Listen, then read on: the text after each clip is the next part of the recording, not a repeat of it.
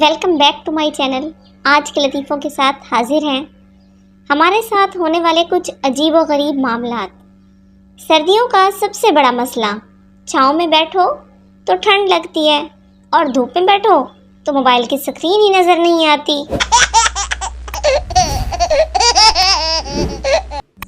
دوسروں کی پلیٹ میں رکھا سموسا اور سیلفی میں اپنا چہرہ ہمیشہ بڑا ہی لگتا ہے۔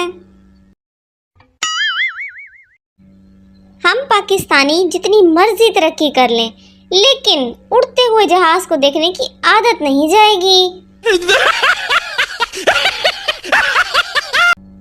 بندہ کتنے جائے؟ انگریز لوگ کہتے ہیں تھنک بیفور یو اسپیک، لاہوری کہتے ہیں سوچی پہ آتے بندہ گیا۔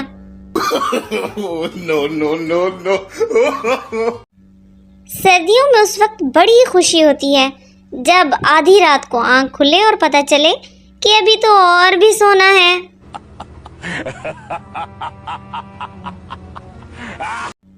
اردو اور انگلش کا قتل عام کرنے کی ذمہ دار دراصل وہ خواتین ہیں جو اپنے بچوں کو کہتی ہیں چلو بیٹا یہ جلدی سے ایٹ کر کے فنش کرو۔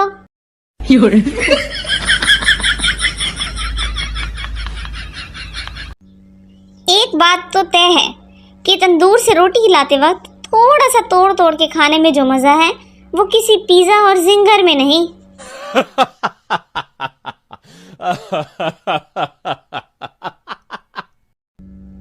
جیسے ہی شادی ہال میں داخل ہوا، ہال میں بیٹھے سبھی افراد کی وضاحت، بول چال اور اخلاق انتہائی متاثر کن تھا۔ میں متاثر ہونے ہی لگا تھا کہ آواز آئی کھانا کھل گیا ہے۔ بس پھر پاکستانی دنیا کی انوکھی مخلوق ہے جو امریکہ میں اسلامی اسکول اور پاکستان میں امریکی اسکول ڈھونڈتے ہیں۔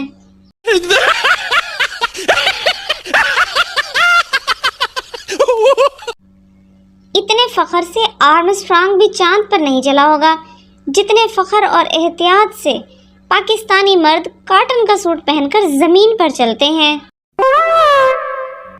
شوہر چاہے کتنا ہی اعلیٰ تعلیم یافتہ ڈگری ہولڈر یا کسی اعلیٰ عہدے پر فائز کیوں نہ ہو، جب بیوی نے کہہ دیا آپ نہیں سمجھ سکتے تو آپ نہیں سمجھ سکتے، بس بات ختم۔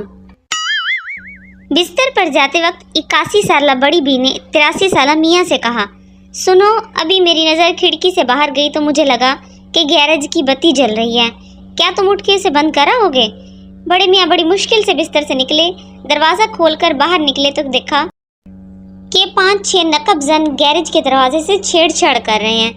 بڑے میاں نے وہیں سے پولیس اسٹیشن فون کیا، دیکھو میرا پتہ لکھو، ہم صرف 2 بوڑھے میاں بیوی گھر پر ہیں اور 5-6 چور میرے گیرج پر حملہ آور ہوئے ہیں، جلدی سے کسی پولیس ٹیم کو بھیجو۔ دوسری طرف سے ڈسپیچر کی آواز آئی ہم نے آپ کا پتہ لکھ لیا ہے، بے فکر رہیں، ابھی کوئی ٹیم فارغ نہیں، جیسے ہی کسی ٹیم سے رابطہ ہوتا ہے میں فوراً بھیجتا ہوں۔ بڑے میاں خون کے گھونٹ پی کر رہ گئے۔ نقب زن ابھی تک گیرج کے تالوں سے الجھے ہوئے تھے۔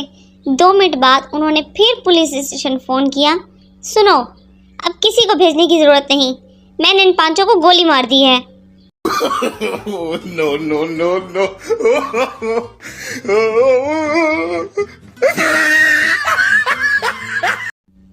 پولیس اسٹیشن میں کھلبلی مچ گئی۔